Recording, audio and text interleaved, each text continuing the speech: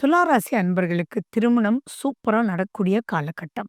ஏன் அப்டின்னா, துலாத்தையே குரு பகவான் பார்த்துட்டு இருக்காரு. அடுத்தது சனியுமே நல்ல ஒரு பொசிஷனுக்கு வருது.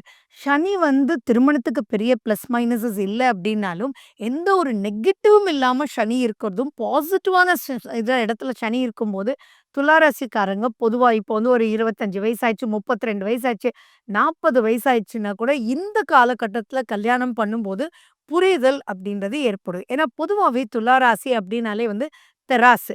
ஸோ அவங்க நினைக்கிறது மத்தவங்க புரிஞ்சுக்கிறது அப்படின்றது பேலன்ஸ்ட் லைஃப் அமையறது ஒரு பெரிய கொஸ்டின் மார்க்கா தான் இருக்கும் துலா ராசிக்கு. அந்த மாரி இருக்கக்கூடிய காலகட்டத்தில இப்போ உங்க பண்ணிக்கிட்டாங்க அப்படின்னா, நெறைய நெறைய பிளஸஸ் வரும். 5ல ராகு இருந்து பயப்பட வேண்டிய அவசியங்கள் இல்ல. ஸோ அந்த அடிப்படையில பார்த்தீங்கன்னா, துலா ராசி அன்பர்கள் அருமையா திருமணம் அப்படின்றது பண்ணிக்கலாம்.